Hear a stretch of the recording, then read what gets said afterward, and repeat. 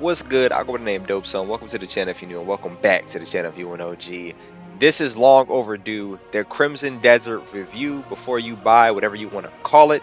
This was originally supposed to be game of the year. Everybody thought when they first seen the trailers of it, they lost their minds. But now that it came out, it's a whole lot of mixed reviews. People complain that it's too hard, that it's boring, it's too complicated, this, that, and the other. Well, I got 40 hours in this game and I'm loving it to this day and still loving and excited, and I barely got through the story. I'm only on chapter 5. So let me tell you my experience. But first, before we get all into the nitty gritty, let's address the basics of the game. So you have a axie pull, which you're used to move objects around the world, knock things down as you learn skills. It becomes more useful. You can grapple enemies, throw them around, so on and so forth. But it also has a tool designated system, which means it requires you to use a specific tool to do certain tasks, aka getting ore. You can only get that with a pickaxe or any type of tool that cuts through ore. Cutting down trees, you have to use a logging axe or something of that matter. You have to build your own base, which will require a mallet to drop the stakes in, as you've seen in the video itself. You also have to learn everything in this world. Nothing is given to you, and the way to learn it is you'll discover many like little notes or documents throughout the world that you can pick up, observe really quickly, and it quickly learns the skill for you. That works the same way with bounties, this, that, and the other. To heal in this game, it is a very slow and tedious task if you let it do it by itself. The way to speed that up is through items, which you have to cook certain meals. The better the meal, the more health or stamina or whatever the case may be, or the buff. Or you can buy these from vendors. Of course, it's an RPG. There are vendors for everything around the map. After you get your base, which I'm not going to spoil too much for you, they will give you a supply chest, which comes very in handy. This automatically collects items on enemies that you didn't get a chance to collect, whether you're doing outposts, certain missions, whatever the case may, come. Even like some enemies you leave behind in the wilderness, it will automatically get dispensed to your supply chest. Amazing mechanic, love it. There's an exhaustion meter, which you will have to sleep in order to replenish, which that just drains your stamina recovery, this, that, and the other. I haven't really experienced too deep of a effect on exhaustion. Of course, like it's in-game time, so on and so forth. But those are the basic mechanics. Let's get into the mini games. There are plenty of things to do in this game when it comes to extracurricular activity. As you can see here, there is archery. There is playing rock, paper, scissors, shoot with a couple kids. They have their own version of poker. Fight clubs, of course. There is fishing. There is racing with the horses. There is finding mythical creatures. There is so much to do. There's hunting as well, which you can skin and collect animals for meat and hide for upgrading, so on and so forth. Like I said, there is so much to do, from the puzzles to the activities to the mini games to the random stuff you'll find from like the witches encounters and the events. Again, don't want to spoil too much for you in case like you didn't get the game and this is like your switching point. If you play this game, you know exactly what I'm talking about. Seeing the mythical creatures out in the wild like the dragons and this, that, and the other. Again, I'm sorry, I'm getting really excited. I'm gonna cut it off there. I'm not gonna say that else about it. But there's a lot to see and plenty to do. If you don't like adventuring, then this game is not going to be for you. That's the whole point of this game. I don't think people are too Patience is catered slipping to away not have to again. fully actually go learn and experience. They don't want to put that time in. Anyway, let's address one of the main nitty-gritties about the game, which is the combat section. Now, a lot of people who don't like the combat, they think it's overcomplicated, the mechanics are clunky, this, that, and the other. So, let's start about it.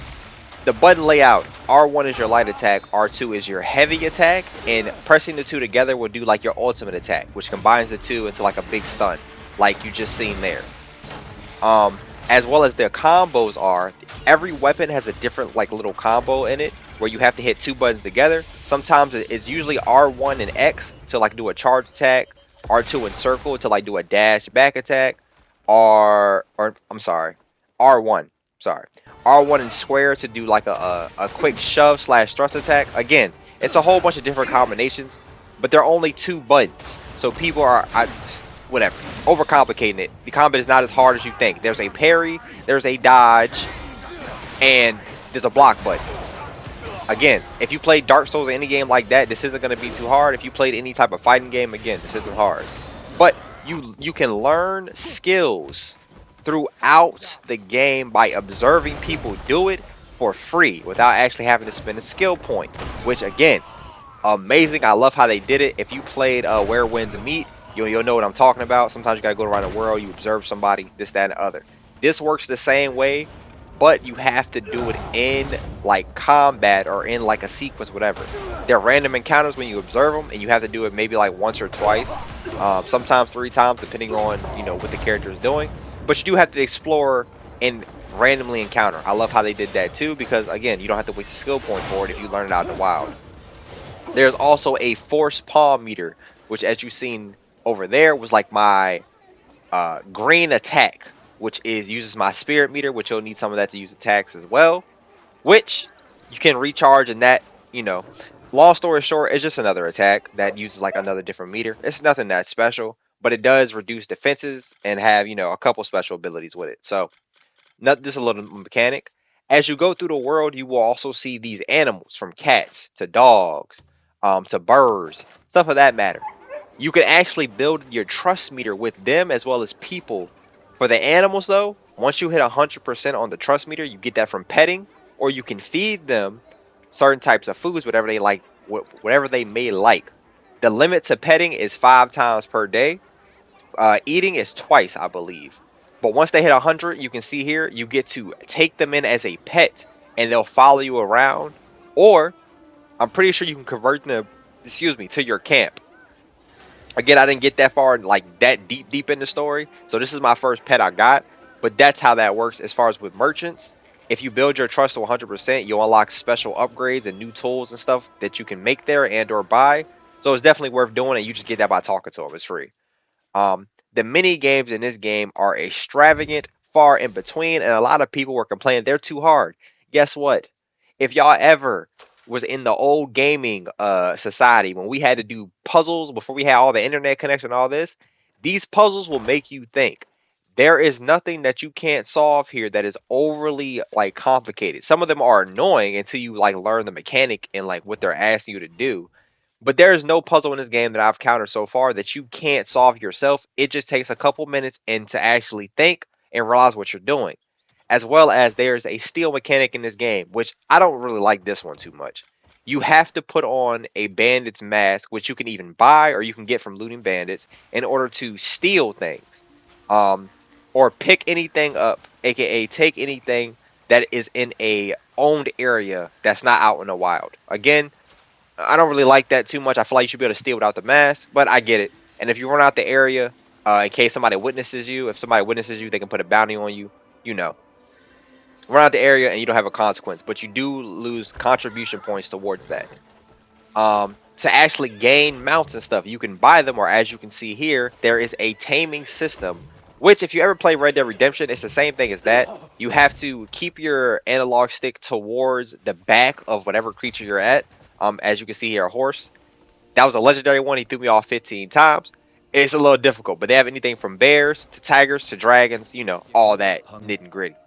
There's a fast travel system, which as you can see, that plate I was just sitting on, you find them throughout the world, and I'll show a map later on to kind of further explain that. Once you get your camp up and running again, I know I kind of sidetracked, then there is a provision board. Again, if you ever play Red Dead Redemption 2, this is very similar to that, where you donate tools and food and money and this, that, and the other for your upkeep of your camp, which you can then send them out on missions, which require a certain amount of thing. Some might require certain provisions. That way they can make money as a bodyguard. Or you have to build bridges and get special rewards for helping other, camps and this, that, and the other. Again, it's a lot when it comes to the mission board. But to keep it simple, you need provisions to do missions as you can see here. It'll tell you what the reward is for doing certain things, as well as what it's gonna cost if you were to send your people out. And you of course you end up finding the I'm sorry. You end up finding more of your comrades and companions throughout the world as you progress through the game. It'll say, hey, I heard so and so was there, or this, that, and the other. And the further you get, the more you unlock. But as you can see, the map is massive. And I mean, this map is massive. So far, I've been playing this game for 40 hours and I've only unlocked not even probably a quarter of the map yet. But each of these little white dots are quest areas, which you will see around the world as you get close to them. that's when the little blue icons that you see are the fast travels. So you'll see those pop up in like little white areas. And once you see them, all you gotta do is stand on the middle of it, and you know you're all golden. Around the world, you will find reinforced stones and anvils. The stones work like any other game. It's free. You just sit down for a second, and it'll automatically sharpen your weapons. Gives you a little bit of extra attack in case you're struggling doing a boss, um, open world, stuff of that matter. And it's passive. You can just come back and do this between, every 2 days in-game days. It'll tell you how long your timer is and how much like more attack you have. Again, it's free. If you see one, just go ahead and do it. The anvils repair your gear, your weapons that you might find and steal something off of somebody that's damaged. So that'll repair all your gear, this, that, and the other, as well as again, you can craft your own weapons as well as find them throughout the map. Those require those ores I was talking about, the iron ores, the copper ore, certain materials require you to upgrade with. This, of course, makes them stronger, gives them faster attack. Some of them, it gives them better crit. And there's also witches, which I don't think I'm going to include in this because I want y'all to experience that if you do decide to buy the game to the fullest extent. Witches will add these little enchantments that you see where it says attack +1 and it's that and the other, like in like the little slots. The witches, as you find them, and you can also buy some from her, they're called talismans. You can attach them to your weapons, just passive bonuses like every other game. Nothing too crazy. But they have anywhere from one-handed like swords, axes. They have two-handed like pikes, halberds, warhammers, thing of that matter. And then when it comes to your equipment, that all gives you bonuses to defense, some attack speed, this, that, and the other. And they have earrings, rings, everything of that matter. So, to wrap it all up, if you like exploring, if you like building, if you like adventuring, if you like puzzles, if you like combat that's not holding your hand, like intricate combat, so to speak, then you are gonna love Crimson Desert. Do not let everybody with the fake reviews who quit the game in the first hour or 2 hours, whatever the case may be, dictate your opinion on this game. The longer you play it, the better it will feel, the more excited you'll be about doing it, and you'll just find yourself lost doing side quests. Again, I have 40 hours in this game, and I'm still not even probably 10% through the actual story itself. But to tack on to that, the story itself. Now, I didn't get that far into it. It's interesting enough to keep you going, but it's no game breaking award winning like Red Dead Redemption 2 story or nothing like that. So don't come into this expecting like the premium story, if that makes sense. It really shines at the extracurricular activities you can do, the exploring, the puzzles, the finding the world, the finding the different insects and the animals and stuff like that, and the bosses. But the story isn't bad by any means. It's just, mediocre. And again, I'm only in the beginning, so it might get better later on. But I pretty much summed it all up. I would give this game an 8 out of 10 all day, every day. I'm still not bored of it. And if you like everything that I already mentioned, the puzzles, the exploration, this, that, and the other, and you're willing to put the time into it, I think you'll love it too. I'll go name Dope some. Tell a friend to tell a friend. The Dope is back again. Sure you leave a like if you learned something or I taught you something. Leave a comment. Let me know. Are you getting Crimson Desert? You already got it? How you liking it? And I'm out of here. Peace.